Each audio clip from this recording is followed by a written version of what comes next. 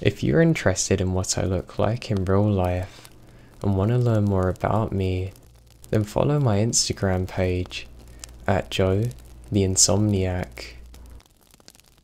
Hey everyone, have any of you ever had an encounter with a Wendigo before, or another Native American type creature in the forest? If so, let me know in the comments, and if you have a story about it, make sure you send me it to my email in the description. I personally never had anything like that happen to me before, but the thought of Wendigos truly terrify me. I'm going to be doing a lot more stories on them soon. Hope you're all having a great day and enjoy the video. Me and my father would always go hunting together when I was younger. It's honestly one of the most fond memories I have of being young. There was nothing more exciting than getting back from school, going to see my dad, getting in his truck and going out hunting. Now, I never shot any guns at the time. Of course I didn't. I was far too young, but that didn't take away from the joy of the experience. What was better was we also brought Lucky, our dog, with us. She would keep me company, and I'd always have a great time with her regardless. Now, there was one incident that really shook my dad, and I knew it was bad back then because I'd never seen him shook before. I mean, I've never even seen him this shook after. Even back then I knew something was seriously wrong. So my story takes place 20 years ago. It's on one of them summer evenings. My dad and I go out hunting. We're having a really good time, to be honest. The only problem is there's far too many bugs around, and my dog keeps on barking randomly. It's a kind of bark that goes through you, and in the end I just look at her and tell her to shut up. I love her, but everyone has a breaking point. Anyway, we're having a really good time. We stop and make a small campfire, roast some marshmallows, feed my dog some dog treats. We start talking about things we've done throughout the week and how my school's going. I start telling my dad how much I love playing football, and how he says that if I keep it up, I might be able to go really far one day. As we're doing so, Lucky starts going mental. I just look at my dad with frustration. It made me jump. I've dropped my marshmallow into the fire, and it's now burnt. I go, come here girl, and reach for some more dog treats, but she doesn't seem interested. I think, she's finally stopped eating, I don't believe it, and laugh at my dad. But my dad's looking off to the side. I can tell something isn't right now. I go to say about the dog and he hushes me. He has a very serious look in his face. He tells me to get up now in a very low tone. Lucky's going crazy though. Not barking now, but acting very passive aggressive, with her head low to the ground, making this deep growl that I've never heard before. This alone terrifies me. My dad then says we gotta get out of here. Now, I don't know what he's saying, but we immediately put the fire out, get the guns and our other stuff, and leave the marshmallows and dog treats. I know something's bad because my dog doesn't even go and reach for the treats. I ask my dad what's wrong, but he tells me to keep quiet. He eventually says, well, I just saw something. No hunters should be out in the area. I checked it out before, we're the only ones here. I don't know if it's a park ranger maybe, but why would they just be staring like that? Anyway, we're about halfway back to our truck. I'm annoyed because I don't know why we've had to pack up so early and I've left my marshmallows. We suddenly hear a voice coming from what seems to be directly behind us. We both stop. It sounds like one or two people talking to each other, but I can't make out a word of it. This is weird because I didn't think voices could carry over the sound of the bugs and stuff. especially not at this time of year. My dog begins doing this weird thing where she stands just in front of me and my dad and doesn't move like she's pointing. I then hear another snap. I look up and say, "Dad, what the hell? Why is there a skull there in the bushes? I didn't think we had elk out here." Just as that happens, my dad grabs my arm and tells me to run. All three of us then bolt it to where the truck is. As we're running, we can hear the voices seeming to get closer and closer.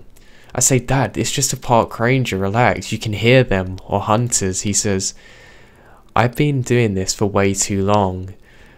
That's no normal hunter or park ranger." The dog begins barking like crazy. We get into the truck and my dad floors it out of there. Now, he didn't tell me what he thought had happened at the time, but he began speaking to my mum about what happened.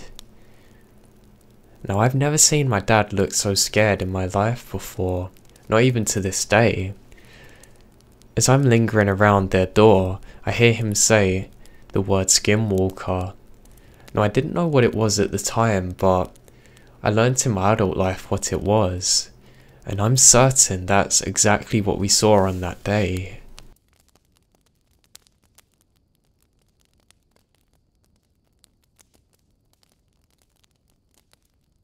This has left me feeling extremely shook, and I'd love some opinions.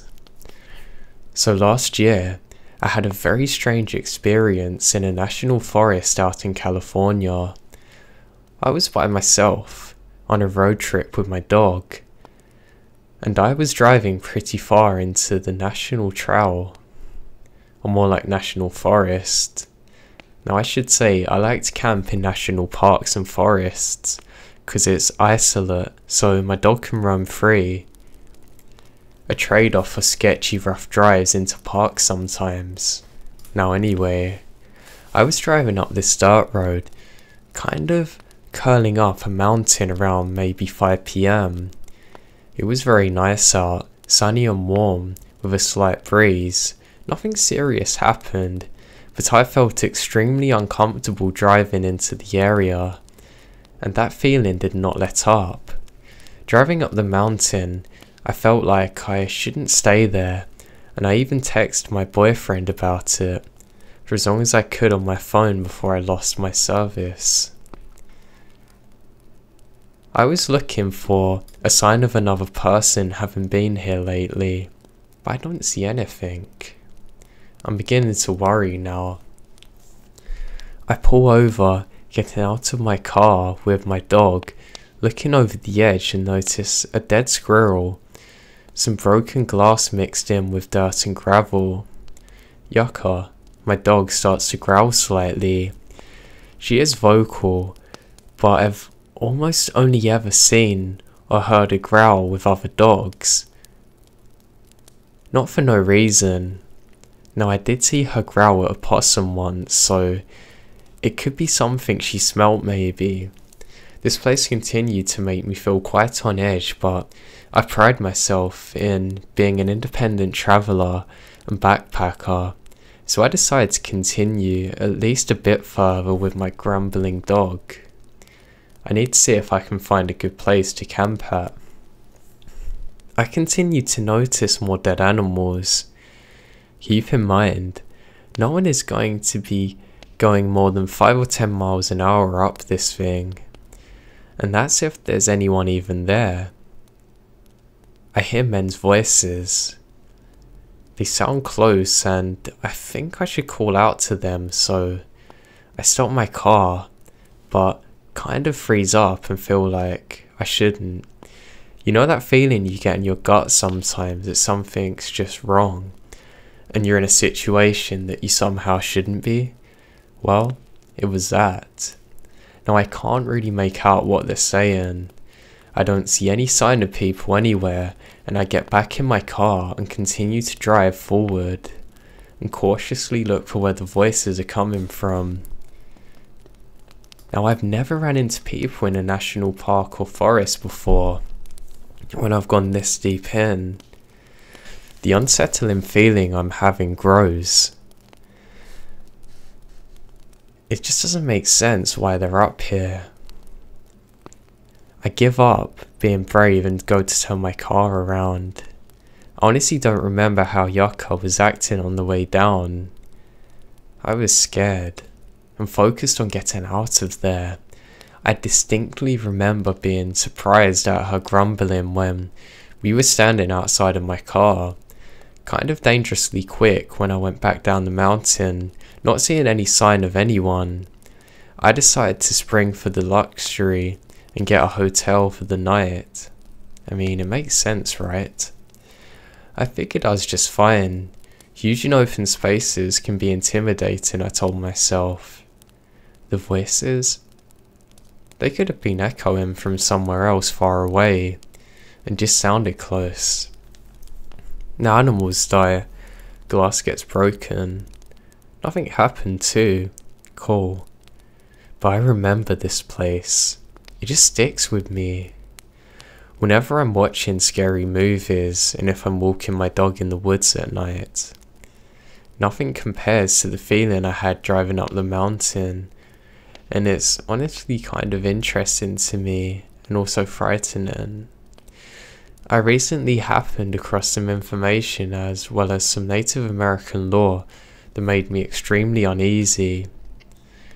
Now fast forward a year. I've mentioned this place to a few people and the haunting vibes it gave me, but nothing more. Googled the national park once and didn't see anything, but didn't look much either. I like scary movies and things of that nature. So my boyfriend and I were coming up on finishing our round trip yesterday. We're in Wyoming for a wedding. There were only 2 or 3 hours left and the sun had set, so we decided to listen to some scary podcasts. We went from the no sleep one to lots of different ones. Now I'm half paying attention, petting my dog, playing Pokemon on an emulator. And hear a story about Wendigos. It then very briefly says what they are and how they can mimic voices. I mean it when I say I had the worst chills ever when I heard that. I asked my boyfriend if he remembers the national forest, and I'm freaked out now.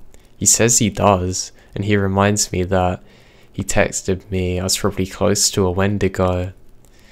I remember him saying that, but didn't know much about their lore and thought he was just being funny, like yeah, Bigfoot stalking you or some other dad joke. He was like, no, I mean, I was mostly joking, but I said it specifically because you were hearing voices that you couldn't trace. Obviously, there's a ton of questionable information out there, but I tried to find more reputable websites and authentic experiences. I then looked up the missing people search in the area I was in, Mendicano, and I went through different websites and news articles of people going missing. They're all a little hidden underneath national park websites and pictures of trees. I remembered looking up the forest I was in about a year ago and didn't see anything and realised these stories didn't seem to be spoken about much. This piques my intuition. I then searched for the exact area I was in. It started with that over 100 people in the last 8 years had gone missing and not been found, many of which are found dead. Now this terrifies me. I didn't know any of this before I went in there. Remembering how unsafe I felt and how much I wanted to get out of there terrifies me. I felt so uneasy, and to this day, even hearing a voice terrifies me if I don't know where it's coming from. I have never went back to that national park since. I don't want to.